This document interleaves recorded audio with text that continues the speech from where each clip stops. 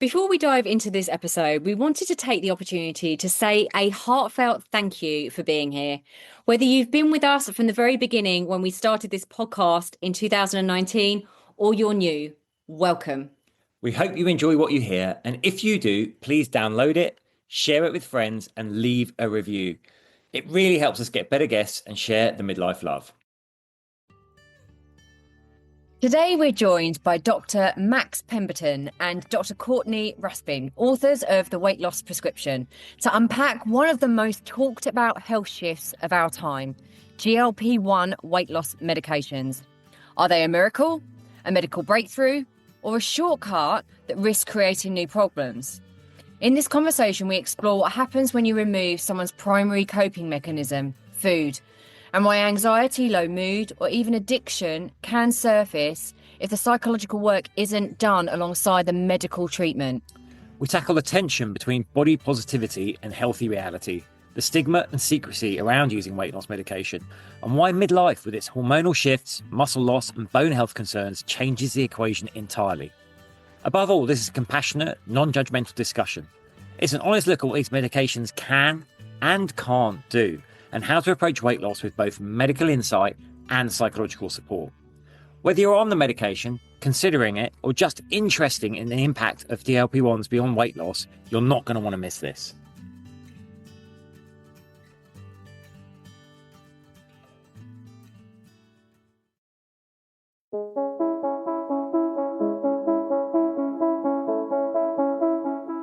Hi, I'm James Davis. And I'm Claire Davis. We're the Midlife Mentors, here to lift the lid on how to achieve health and happiness. The balanced, no-nonsense way.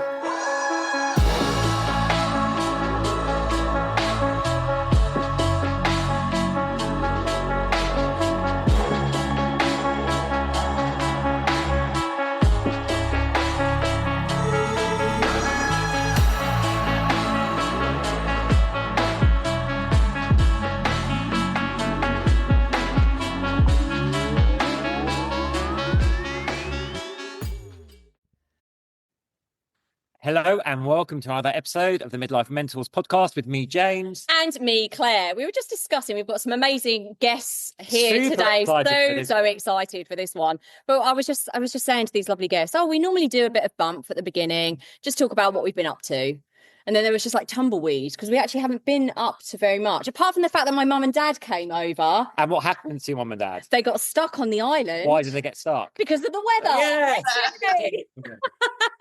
So listeners, you may know we are wintering in Ibiza, and I think we were on our 8th or 9th named storm since January the 6th. And on the day Claire's parents are going to fly out, the airport was actually shut. They hit 165 kilometers an hour winds in Mallorca. So it was pretty intense here, but the sun is shining now. Yeah. Normal service is. But you know what parents are like? God bless them. They were just freaking out. They were never going to get off the island. I was like, I really hope you do. I love you, but 5 nights has been enough. And an extra 2 nights is just a bit too much. But yeah, so that's my weather conversation. That's our weather conversation. Yeah. Let's get into it. Let's just move on to this amazing conversation. So we are thrilled today to be joined by Dr. Max Pemberton, Dr. Courtney Raspin, who are the authors of a new book that is coming out imminently called The Weight Loss Prescription. That's really, I guess, helping to help people's understanding around the new range of GLP-1 drugs are coming out, what you should and you shouldn't be doing. And I think it's so needed. Like this is something we talk about all the time, isn't it? The whole GLP-1. So, without further ado, let's dig into it. Max, Courtney, welcome. Hello. Thank you for having us. Thank you. Now, maybe you could just give us a brief overview for each of you, because we were talking before, Max. You're an NHS doctor, and some of the things you're seeing with GLP-1s. And Courtney, maybe you could speak about the kind of stuff you're seeing with your patients and clients as well. Yeah, so I suppose I was working in an eating disorder service in the NHS a couple of years ago, and there was very, very long waiting lists. And I was part of my job was assessing overweight patients who would often then go on to bariatric surgery. And I noticed this really strange thing, because people had waited so long, you never got any people not turn up. In fact, people often very sweetly kind of come, often half an hour early, so they didn't miss their appointment. And then all of a sudden, patients were phoning up and cancelling their appointments. And these are, kind of people who waited a year, 18 months to see me. And a couple of times started happening quite frequently. So I called people back to say, it says on the notes that you don't want any appointment at all. What's happened? And then people then started talking about this thing, Ozempic, as it was called then. And I didn't, to be honest, I knew it was something used for diabetes. I didn't really know very much outside of that.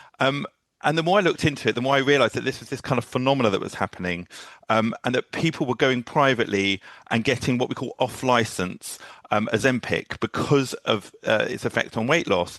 And it seemed, the more I looked into it, the more it seemed to be having really quite dramatic effects. And I was sort of really quite shocked and surprised to the extent that people were not coming for their bariatric surgery, kind of consultations. And then kind of over the time, it then obviously got licensed for weight loss to Wegovy.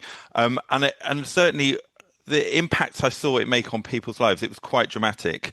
So I then set up a private company. I still work full time in the NHS, but I set up a private clinic and offering GLP-1s. But I suppose one of the things I started noticing was that it was being promoted as a way of, you just take this and you lose weight.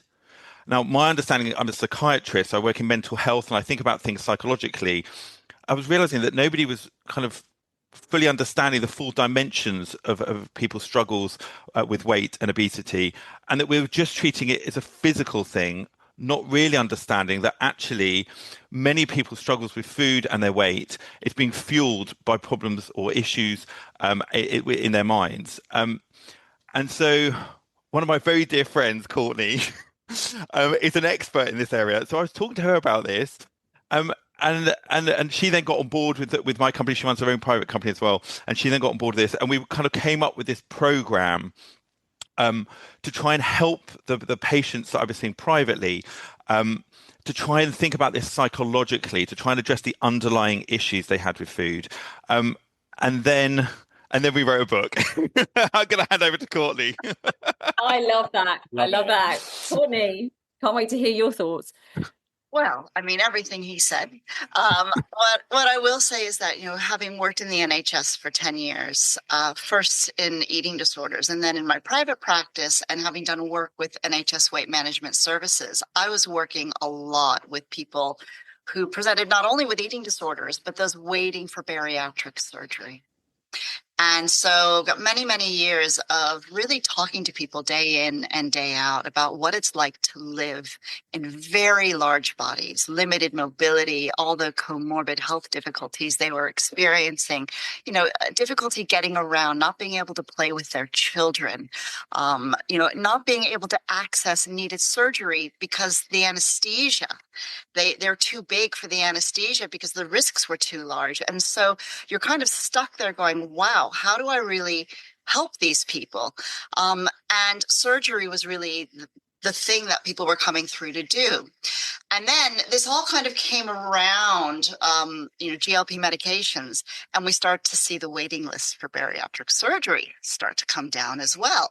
And this is what Max was noticing, that people were canceling appointments. And so all of this kind of converged at around the same time. I was like, what's going on here? And all of a sudden, I had patients who were dropping out of treatment as well for binge eating disorder and bulimia nervosa. And all of a sudden saying, do you know what? I've started taking this medication and I just don't feel hungry anymore. So I don't need therapy anymore.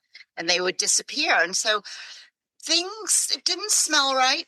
It just wasn't right because of all of the reasons Max has said that, yeah, these medications are transformative, but what happens when you come off of them? And what is it that needs to shift so that people can actually change their relationship with food? Yeah, because Courtney, I was going to say, because I think that's the thing, is that we're both quite fans of the medication. And certainly the book isn't anti-medication at all. In fact, it's the opposite. It's actually trying to teach people how to use it, how we think properly. Because I think our concern was that people are just going to online pharmacies, they're getting it prescribed, they're then just taking it. They don't really understand how it works. They don't understand how to take it effectively. And then there's no plan for what to do when they stop it. And so which means that people are either consigned to take it for the rest of their lives, which as a doctor, I always think if you cannot take a medication, definitely don't take a medication. But or they then did this thing, which I think we both started seeing in our clinics, of people coming off it, gaining the weight, going back on it, losing the weight again, stopping it, putting the weight back on, and so on and so on. And that is essentially just yo-yo dieting. So they've just replaced, the cabbage soup diet or whatever it might be with a medication. And that kind of psychologically, that kind of yo-yo dieting really undermines their confidence. It makes them feel really miserable. It, increases the risk of depression, anxiety. It makes them feel powerless, kind of at the mercy of food and so on. It really sends a really negative message about themselves, their bodies, and their relationship with food. So that was why we kind of did the book, to kind of address that and help people to kind of address this underlying issue, so they could stop the medication and not regain the weight. Yeah. And I mean, it's a medically induced crash diet, really, is when you use it in that way. It's like, well, it's just, and then when people fail psychologically to have lost all of that weight, and then for the first time to feel in control and feel good, and then to go off it and have it go back on so quickly, that is heartbreaking for people. Yeah. And have you noticed people coming in to have more talking therapy? Have you noticed there's an uptake when they do come off it? Because they're, like you said, Max, I was thinking before you said it, that's going to really ruin someone's confidence. That's going to send them into a spiral of depression. Are you noticing these people are then coming for therapy, as well as yo-yoing on it and off it? They're coming for therapy because actually it hasn't fixed the initial poor relationship with their with food and the body, how they see their body. I certainly see this in my clinic, and so have my colleagues, that we have two groups of people. We have those people who are actually coming in and saying, wow, for the first time, I can think clearly. For the first time, there's a space between the desire to eat and eating. And all of this stuff that I tried to engage with in therapy before, well, I couldn't take it on because the impulse was so overwhelming. I'm now able to do the work. I want to do it. And those are the people we see doing incredibly well on these medications. And then we've got the others. I had one woman come in the other day. She says, this is the image, Courtney. I've got the pen in one hand and I've got the eclair in the other hand. And I'm literally shoving the eclair in my mouth and injecting myself. And that's the other set of people we have, is saying, I don't know what's going on. I'm at the highest dose of this medication and I am still binge eating. So yes, we've got those. Courtney. It's horrible. Yeah. And certainly, I've seen certainly in the online clinic that I run. I have this conversation with everybody. We've got lots of information leaflets and so on, kind of saying like, you've got to address the underlying issue. And I would say the majority kind of go, no, it's fine. And then they stop the medication, and then 3 months later, we get an email saying, oh, actually, do you know what you said would happen actually has happened? What do you think I should now do? And I suppose in the book, we kind of outline a series of things. It's not just the second part is a very in-depth kind of 12 sessions of kind of psychotherapeutic tools and techniques and tips and exercises. But actually, in the first part, we talk about the fact that there is a biological element that is driving people's relationship with food, as well as the psychological element. And that my concern is, I think people aren't understanding, because they're not being told this, the physiology of what's actually happening when you're overweight, to do with firstly things like your dopamine receptors in the reward pathways of your brain. And that's the thing that kind of motivates us, but also it's what drives a lot of our eating habits. And because we live in an environment where there's lots of ultra processed foods, which are designed to specifically target that reward pathway, it's been overactivated. So you need to give it time to kind of calm down. Now, actually, to calm that down takes probably about 1 year to 2 years. So you need to be on the medication just to calm down those reward pathways, about 1 year to 2 years. And then there's also a thing called set point theory, which is this idea that our bodies are kind of designed to protect our weight.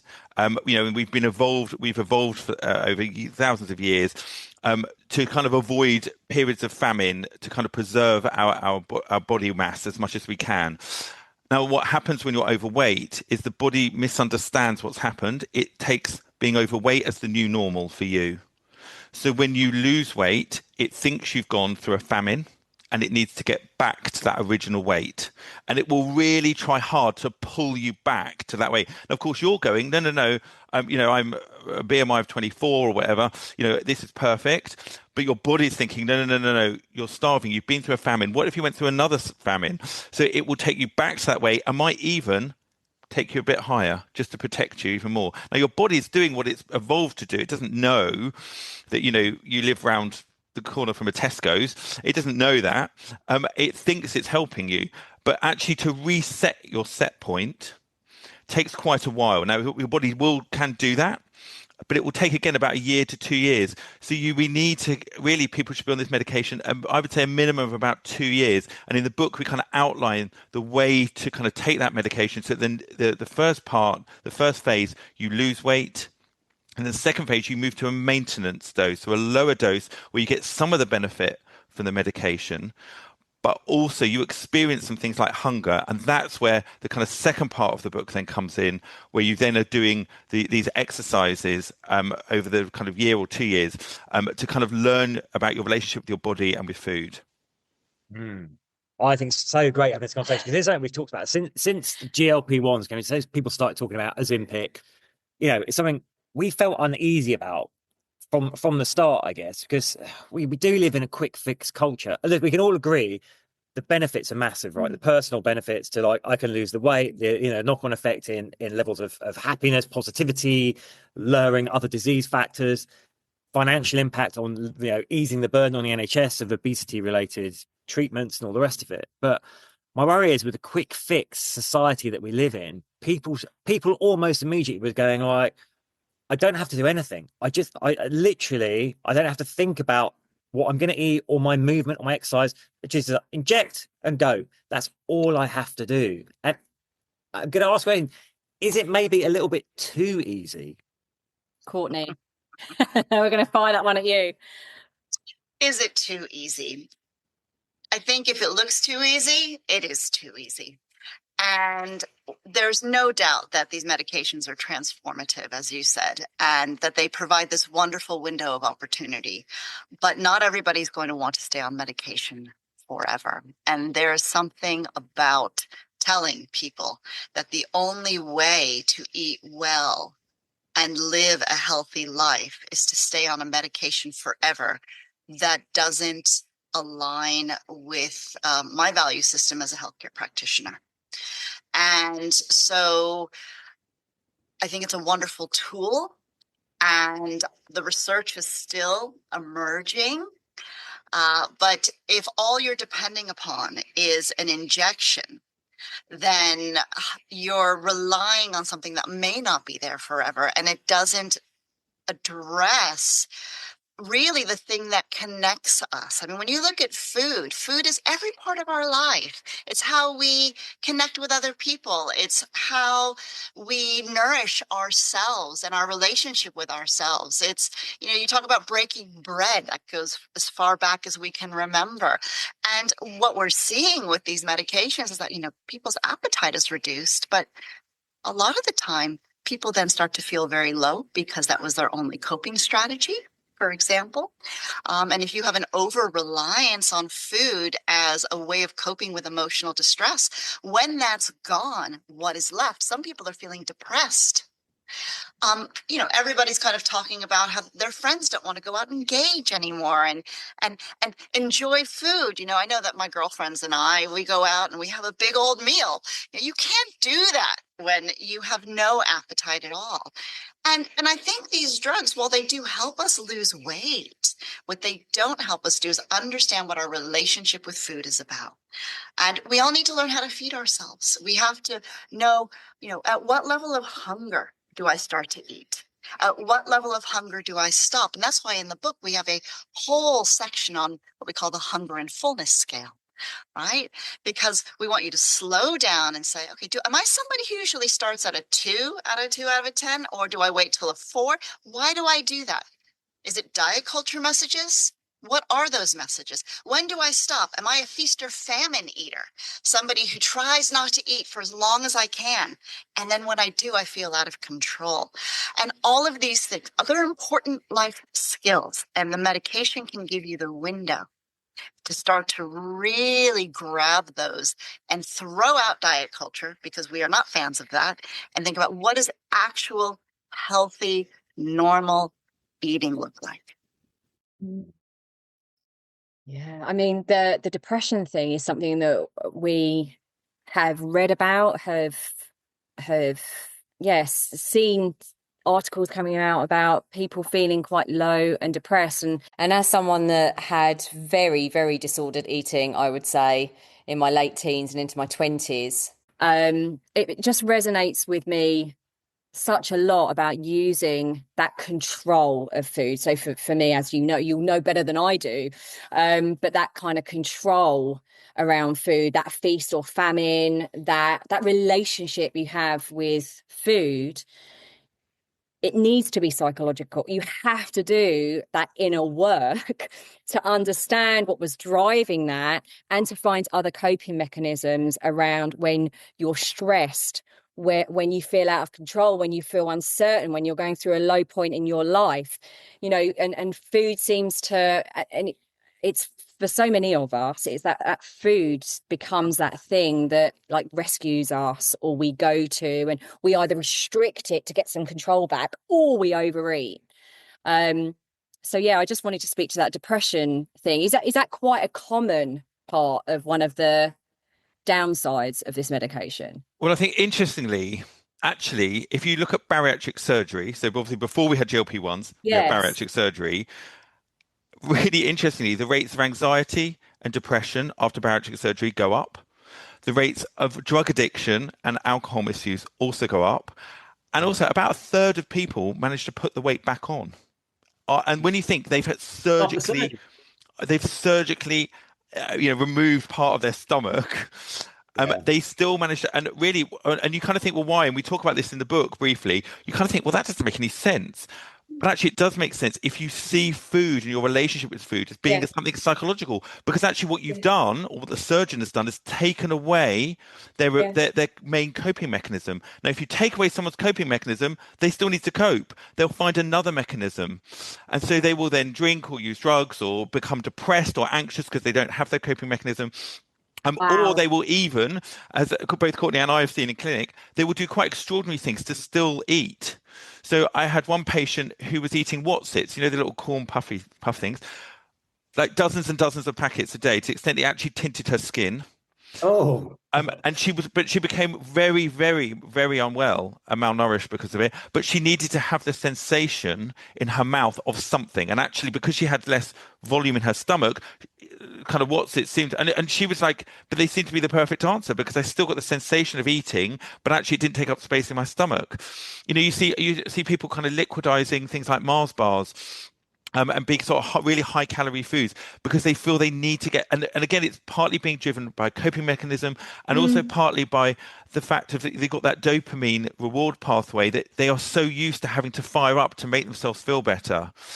And this is kind of what we're kind of seeing on the other side now, I think, with the GLP-1s, is we saw people kind of stopping it so that because they're having a difficult day, so they could then eat and binge, and it just kind of felt very sad, to be honest, kind of seeing these people, because really what we're talking about is people in acute distress who are, it's like, I think of it, and I say this to patients sometimes, it's like they've been in a shipwreck and they are in this sea and there's this storm around them and it's kind of raining and so on, and they are drowning. And they see a piece of driftwood and they will grab onto anything if you're drowning in the middle of a storm. And that's how it feels like sometimes. These people are very desperate. They feel very lost. They feel like they're drowning. And I kind of just felt, they thought that GLP-1s were the thing to hold on to. And actually, they're not really, it's unsustainable. It's not really keeping them afloat. And so this is kind of what I think was motivating both Courtney and I. When we get together and have like drinks and stuff, we were kind of talking about these patients we're seeing and thinking, somebody needs to kind of do something, because it seems to be the narrative. It's just these medications will solve all the problems. And I think actually they will solve one of the problems, which is the hunger, or it will address one of the problems, but it's not solving all the other problems. But they're an amazing tool, as Courtney was saying. You can use them as a tool, as a way of what we call in mental health symptom interruption. So you can interrupt the symptoms, that food noise, in order to then do the psychological work. And that's kind of what we really wanted to kind of help people to understand. Yeah. I was going to ask, I mean, we're all on the same page here, 100%. But I think one challenge that I hope this will resonate with you, that when you're working with people, you referred to two groups, Courtney. You know, you've got people that, okay, I am aware there is an issue and I'm willing to take the steps to deal with it. And then the other side, it's either like, oh, I'm not aware or I don't want to know, or I am aware, but I don't want to do anything about it. And, you know, this takes me back a few years ago when Claire went for her well-woman checkup at the GP, and she's like, oh, you're in really great shape, da-da-da. And she was like, I get loads of clients in here that are obese, and we offer them at that time. It was like PT sessions, nutritional. None of them take it up. So this book is going to be great for those people that are aware and want to deal with it. But this is a broader question, I guess, for society. How do we reach those people that just don't want to know, essentially? One podcast at a time. Yeah. Well, go ahead, Max. I was just going to say, well, I think that is always the case. You know, I spent a long time working in drug addiction, and you know, people have to go on a journey, to use that kind of slightly hackneyed phrase. But people do have to go on a journey, and they have to kind of understand it and want it. And I think at the moment there is nothing available. So even if the people who want to do stuff, there's very limited kind of resources available for them to do the underlying work. And I think that sometimes what happens, what I see with patients, and I'm not going to, well, I'm generalizing here, it's often men, sorry. I would just go, well, why would I want to talk about it? I could take this injection, it's going to be fine. And then they realize when it doesn't work, or doesn't work how they wanted it to, or thought it would, you know, when they stop and the weight comes back on, I think that is the moment where often people then realize, I think something else is going on here. You know, maybe what all these people were saying, actually, maybe they were right. Maybe I do need to do a bit of work. And I would say, I think there'll be a cohort of people, for whatever reason, just not able to do that psychological work. Maybe the trauma is just too much. There's too much stuff going on. They just don't think psychologically enough. And I think that's fine. And, you know, as I say, you know, if you need to be on medication long term, that's okay if that works for you. I just think that the majority of people are able to do the work. I think some people will do it innately, but there will be the majority, I think, just need a bit of hand holding and a bit of guidance. But I think most people are able to make changes. They are able to think psychologically. And so I think it just takes a bit of time sometimes for people to realize, for the penny to kind of drop, that this isn't just about, I need to eat less pizza. It's actually about what is going on, what's driving my relationship with food. I fully agree. And in the work that I do with the bariatric services, we actually do assessments for people to look at their psychological readiness for surgery. And I think when a service presents psychology as being central to the process, it frames that for the patient. It's like, okay, this is something I should be thinking about. And when I assess people, what we're looking for is there eating disorder pathology? Is there binge eating? Because what we know, study after study will show is that people who have bariatric surgery, who also have binge eating disorder, will fare much worse on the other side than people who don't. So you need to screen for that. And when we screen for that, and we offer people kind of a mini version of what the book is about in groups with other people, so you get the support element as well, the feedback has been overwhelmingly positive. It's like, oh, I didn't realize that I really relied on food to cope with my feelings. I didn't realize that I could stop at a 6 or a 7 rather than a 10. Oh, I didn't realize that the whole point was trying to eat as little as possible. And that is a problem we are seeing again and again on these medications, right? Because it takes your appetite away, and diet culture keeps telling us, well, the point is to eat as little as possible. That's not the point. You educate people about blood sugar and, how to regulate that, and energy. And we help people build alternative coping strategies. In the book, we call it the alternative cookie jar, right? Other ways of coping with difficult feelings. We help people, we educate people about habit change. because we've all tried to change habits and it is hard, but there's actually science to habit change. And we talk about this thing called the cone model, which is capability and opportunity and motivation. And it's like a three-legged stool. If one of those things is wobbly, then the whole thing falls apart. So it's not willpower. It's about understanding the psychology around how you can make sure you lay the foundation that you can really succeed in changing your habits. I think that awareness piece is so powerful, and I'm just in awe of you two doing this book. Honestly, I think this is, bless you both for doing this. It's going to be so important, and we'll do whatever we can to support you with this. Beyond this podcast. Thank you.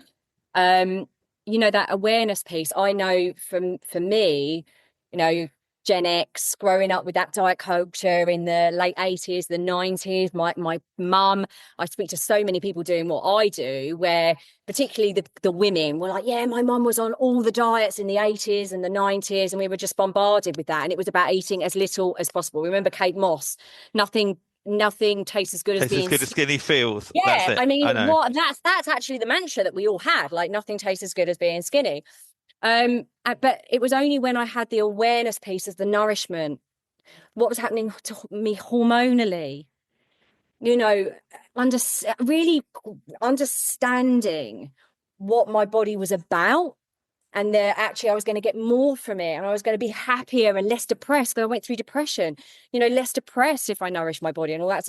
So that awareness piece is so important, because like you said, I think it was you, Courtney, people don't know why they're on this all the time, and the societal messaging. And now what we're seeing with social media influences that were once larger, and it was all about body positivity and them saying, this is okay, I've got some curves. And now they've gone and taken GLP-1 and they're super like skeletal.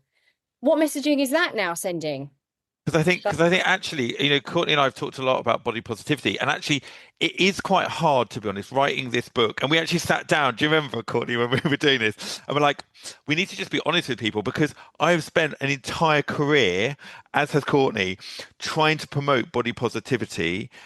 And actually it sits, on one level, it appears to sit uncomfortably with GLP-1 medications. However, what I would say is that there is a difference. It feels like body positivity movement has kind of morphed and changed into something very different to what it actually originally was. And I would go much more back to the original motivations of body positivity movement, which is, you know, bodies come in all shapes and sizes, and we need to celebrate them. And that is amazing. And actually the body inherently is this extraordinary, incredible thing that is there and lets you live your life and lets you do all the things you want to do. And let's celebrate that. Now, what's happened, it feels, is that has, and I think it's very much from American influence, that has now been pulled into, let's celebrate obesity. Now, while I want to celebrate all bodies and not be judgmental, actually, obesity is the single biggest cause of disability and premature death in the Western world. And that is not something I feel should be celebrated. We shouldn't judge people who are struggling with their weight, but we certainly shouldn't celebrate it. Matt, amen to that. I'll jump in. So this is a bugbear of ours, because a few years back there was actually like I think it was a health magazine. It said like the top health influencers now, and I think 60% of them were body positive. I think I wrote a column about this actually. Yeah. But the thing is, like you say, the original body positive was like love the body you're in, right? Make it strong. It's your home. But what we saw, I mean, literally one of these, I checked out, I mean, she was clinically obese, and she was doing things like, look at my rolls of fat. This is great. And you're like, okay, but you're actually, then everyone's saying this is actually healthy as well. You're saying this is a healthy way to be. And it's clearly, factually, it's not. So I think that's the thing on the body positivity. But what we're seeing now, these people who said they were happy to be this size, and since this drug has come out, have a lot of them have gone super skinny and going, oh, I've just done it through diet and exercise. And I want to ask if there is a media cultural problem, because we are seeing lots of celebrities who we know have struggled with their weight for many years suddenly be super skinny, but they're like, no, I haven't taken a Ozempic. It's just through diet and exercise. And suddenly we're hearing it anecdotally, in friends groups, that friend that's always suddenly they're super skinny. and they never eat when they go out, but they're like, no, I've just got a new personal trainer. Is there a problem with the kind of, are we starting to see like a kind of shame and secrecy around it a little bit as well for some people? Courtney? I think we absolutely are. We're seeing these drugs used as kind of aesthetic accessories. Yes. Rather than health promoting medications. And they are serious medications that shouldn't be treated like a supplement. They require proper medical oversight, and they're not to kind of enhance, they are to treat obesity related health difficulties. And I think what you were saying there, James and Max, about kind of this body positivity movement and where it sits now, kind of, wide in this kind of wider cultural way, is that there's been a conflation, I think, between, anytime you focus on weight, you are not being inclusive. Anytime you say that obesity is what it is, which is, the biggest contributor of health related difficulties in the Western world, that you are not being inclusive. And I think it's important that everybody, no matter what size you're in, is treated with dignity and with respect. That is incredibly important. And there is a huge amount of weight stigma, medical fat phobia, that exists. But I think if we could just start treating everybody with respect, and that also means responding to people who are struggling in larger bodies, that is just responding to their needs, then we're doing real medicine. Then we're really being anti-fat. I'm sorry, we're not being anti-fat. We're being inclusive, because we're responding to different people's needs. And I think it's really important we start saying, well, you're not inclusive. Of course I'm inclusive. Everybody deserves love. And if we could just be a bit kinder, then weight stigma would reduce. We could respond to people's needs. Everyone's happy. But then also that there might be some more honesty. They might feel like people, we're saying about these, obese social media influencers and stuff. Like, listen, there was no part of me that ever judged that. I'm like, I from a factual perspective, I know that's unhealthy. That's going to lead to lots of problems down the road for you, but there's no judgment there. But maybe it's because there is so much judgment around fat, skinny, all these kind of like messages. That's why people might feel shame and embarrassment for saying, actually, I wasn't happy in that body. I wasn't. So I've used this, quite rightly so, to get my obesity levels down to a healthier range. So that's, that might be one of the reasons people feel like they can't be honest. Because I was going to say, actually, because I thought, James, your point was really interesting. This idea of kind of people denying that they've been taking it, and then kind of saying, oh, no, I've done the work. Like, as in, I've done the personal training, I've done the dieting. Because actually, because it kind of feels like that's part of this message that we have, that overweight people, it's like one of the 7 deadly sins, like gluttony. It's kind of, they're lazy and so on, and you have to prove that you're not.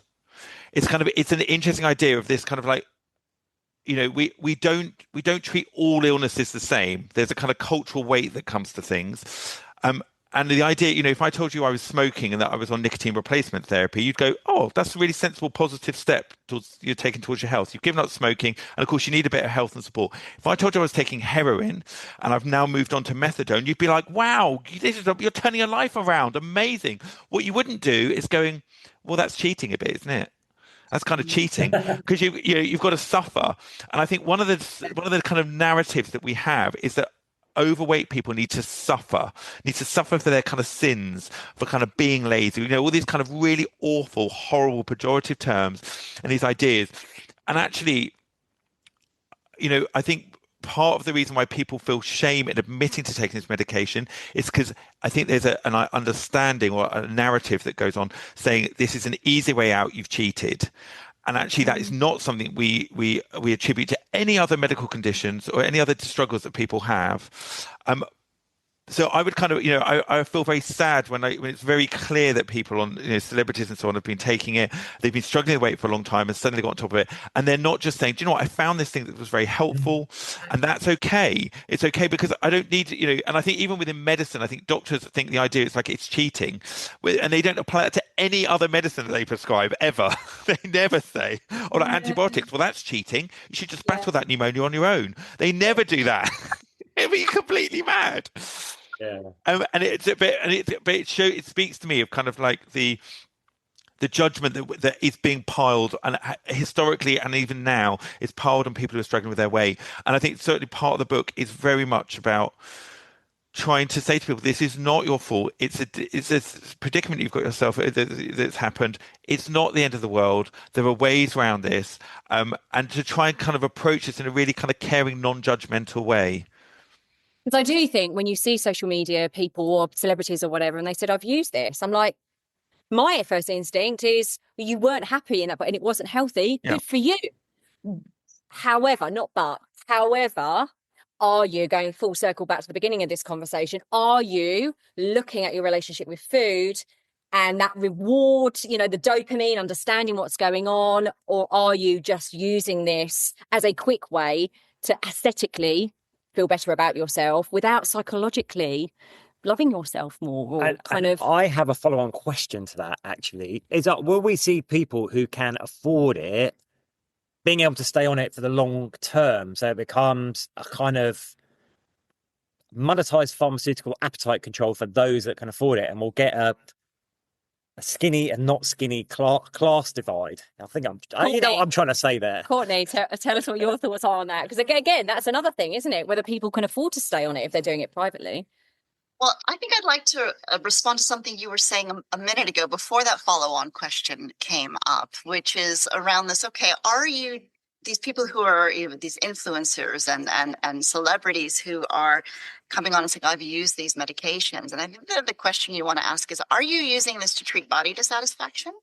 Or are you doing this to improve your health? Now, it might be both, which is fine. But if the primary motivator is really kind of disordered eating, finding a new tool to kind of come up out of the ground, then I think there are some serious questions to be asked. And you talked about kindness as well, and compassion. In the book, we have a whole chapter on compassion, because especially around obesity and weight and diet, there is a real punishment negativity that Max was just talking about. And so many of us, particularly women, I think, have grown up.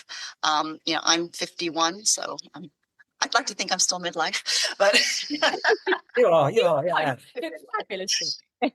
idea that you've done it wrong, you've failed, you pig, especially if you've had an eating disorder. I mean, everybody knows that voice, and that voice doesn't help anybody, and it is not your friend.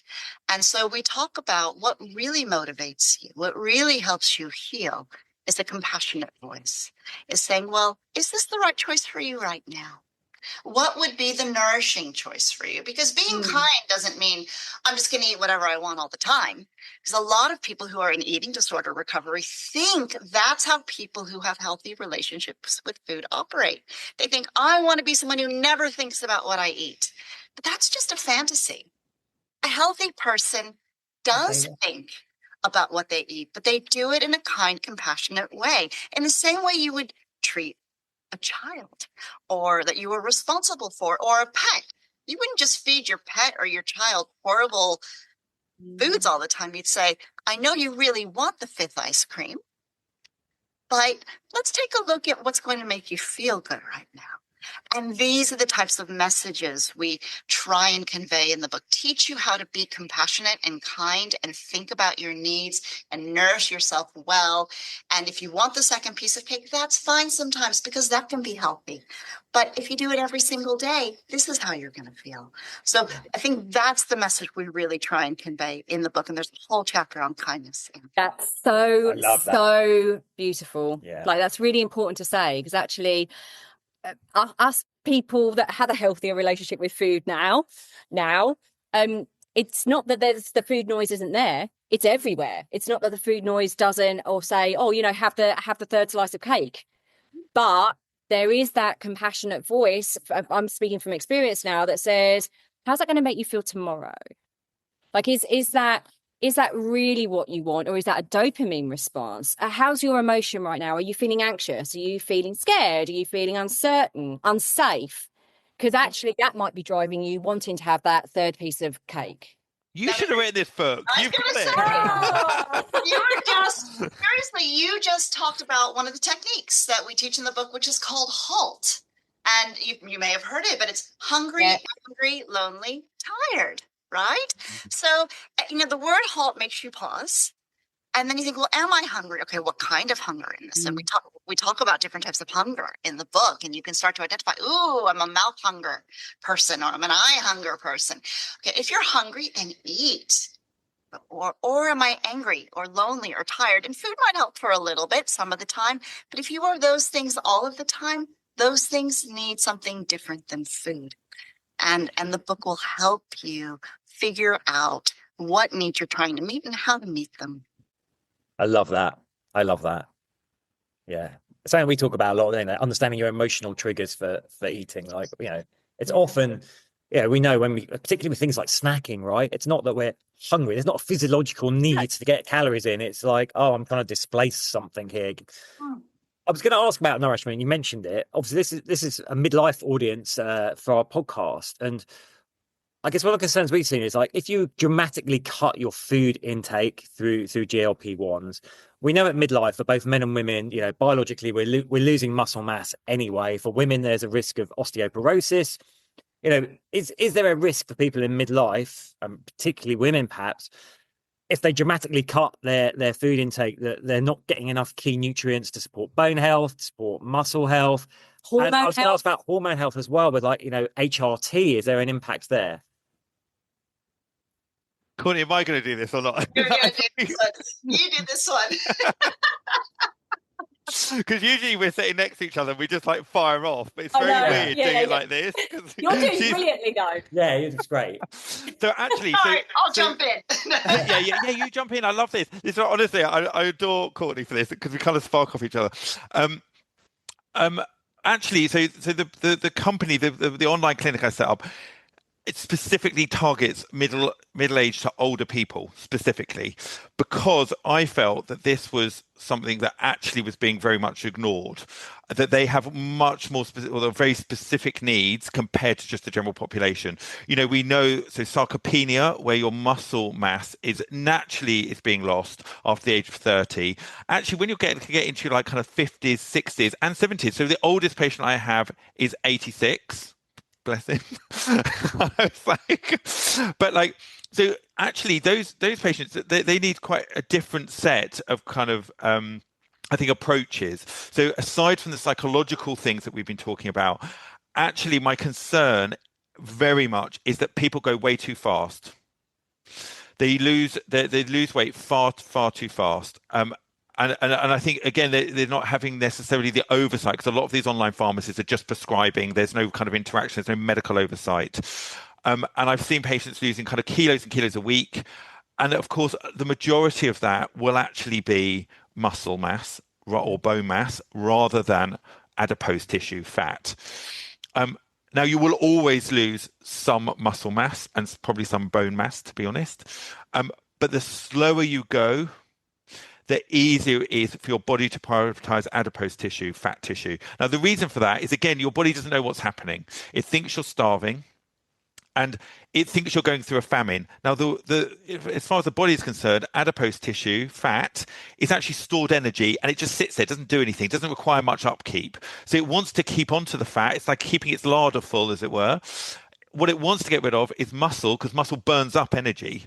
So it's a metabolic tissue. So it's like, this is a nightmare. This stuff here, this muscle, actually it's requiring effort. With the fat, that's that's stuff in the bag. That's brilliant. So it will try and get rid of muscle. It will prioritize getting rid of muscle. Now, people don't realize that necessarily. They see they're losing weight, think fantastic, but actually they're just losing, or a significant amount of what they're losing is muscle. Now, that means you can't support your skeleton. You can't do all the things that you want to do, like running around with your grandkids or, climbing the stairs and so on and so on. And actually, given that if you're older, you're already losing muscle mass anyway, that is a recipe for disaster. So we go very, very slow.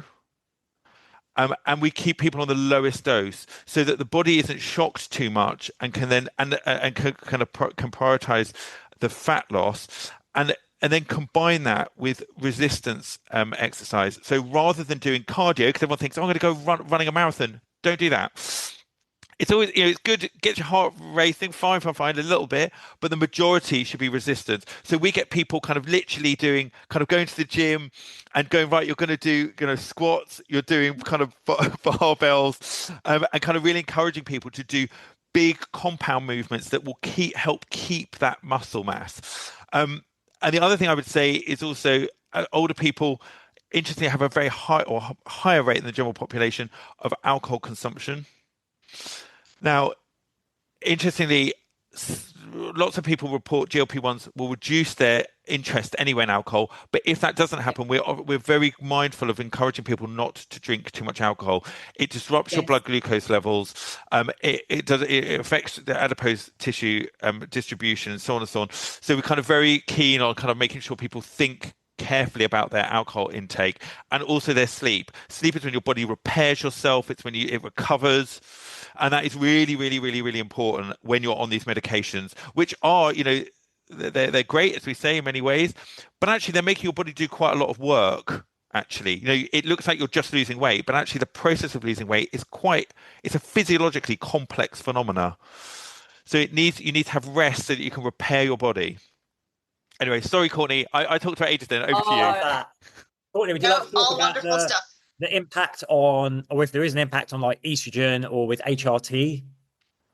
Well, I know what we know as you go through midlife, estrogen reduces and it forces adipose tissue kind of around the belly area. And we find that a lot of women are thinking, well, I'm doing everything right. And they think it's an issue of willpower, and it is not willpower. And then, on top of that is the societal expectation that women maintain this kind of very limited standard or range of what beauty is, kind of a non-acceptance that women's bodies change. They're supposed to change through the lifespan, and that women's bodies can be beautiful and are beautiful at different stages of the lifespan. You have all of this converging at midlife with kind of, shall we say, more difficulty regulating emotionally as a result of changing hormones. And it can feel incredibly destabilizing. Incredibly destabilizing. I think this is where the psychological work is even more important. About, okay, where do I get my self-worth from? Right? What are my values as I head into the second half of my life? Who do I want to be? And where does my physical health sit in all of this? And these are all things we look at in detail in the book as well. And Courtney, I was just thinking we should probably talk about, if we're talking about midlife, the challenges for midlife, specifically with GLP-1s, there is also the issue with postmenopausal bleeding. That happens. I've had a lot of patients suddenly out of the blue. This wasn't something that was known about. And I then had in my private clinic, I had patients suddenly contacting me saying, I'm 50 years old. I thought my periods had stopped, but I've just had a period and I don't understand what's happening. And I think it's related to this. Now, I contacted the manufacturers of both drugs and they were like, nope, don't know anything about this. This is not a thing. So, and I should say, as a caveat, as an absolute headline, if you're postmenopausal and you experience bleeding, you should always immediately go to the doctor. That is absolutely red line, red flag. That is absolutely, you have to do that. But what they've now subsequently started realizing is that when you lose fat as a woman, you release fat contains within it sometimes estrogen. and you release it. So actually what will happen after losing, when you lose weight, in some women, not all women, but in some women, they get a sudden surge in estrogen and they then have a period. And it can be very disconcerting. And we do talk about this in the book. There's a whole section on kind of hormones, the effect it has on hormones. Interestingly, in people with PCOS, so polycystic ovarian syndrome, some people have found that it helps regulate that to the extent that they thought they were infertile because of the PCOS and they have now got pregnant. And there's a thing called Ozempic babies where people are like unexpectedly, they haven't been using contraception because they weren't expecting to get pregnant because they haven't been able to. And then suddenly it regulates their PCOS, and then they get pregnant. Now, that's not to say it's not a treatment for PCOS. It's not licensed for that, but it is a known phenomena that is happening and being reported, as is the post-menopausal bleeding. And actually, I had so many patients kind of contacting me. In the end, it was why we put it in the book, because I had to do like a fact sheet for people to send out to them when they contact me about it. Because the thing that's difficult is I also wouldn't want people who are post-menopausal on these medications to bleed and think, oh, that's okay. It's just my fluctuating hormones. You should still go to the GP and get that checked out, because it can be a sign of something, quite serious gynecological issues. So you should always get it checked out, but don't necessarily panic, because I think people were kind of very disconcerted by this, and caught out and about, kind of very much like, I thought this was something that was over and now it's not. What's happening? And people were quite distressed. And I said, don't be distressed, but do go to the doctor and get it checked out. But it's probably related to the GLP-1s. Anyway. So I would thank you for sharing that. I'm just really conscious of your time, guys. I feel like we could do an entire another hour with you, because we haven't even kind of touched on some of the other hormonal stuff. But you mentioned, obviously, Max, there, that it's in the book. There's some stuff about hormones and things in the book. So as we wrap up, please share how people can find out more about your book. Like, when's it coming out? Like the date of when it's coming out, where we can find that. We'll put all the details in the show notes, but how would you like people to get more information? Well, the book is called The Weight Loss Prescription. It is actually on the shelves the 26th of February, which is next week. It's available for pre-order now on Amazon. And in addition to the book, we've created a microsite called theweightlossprescription.com.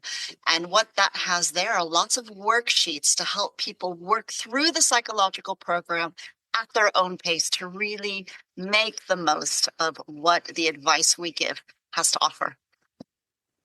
Awesome. Well, we'll put that link in the show notes as well. Thank you so much. I know I've already said this. Thanks so much for the work you're doing. It's so needed, and it's been such a refreshing conversation. So thank you so much. Thank you so much. Thank you. It's been great. Thank you.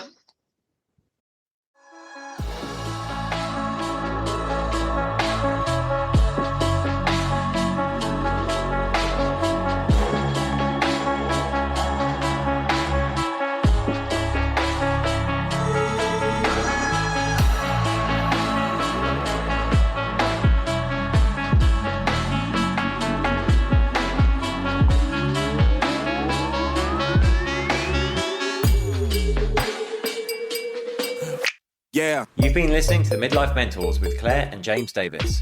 We'd love to hear from you. So drop us a line at info@themidlifementors.com with any questions or topic suggestions. And make sure you join us on our Facebook page and YouTube channel. You can find us under the Midlife Mentors. Yeah. What? Yeah. Yeah. Yeah.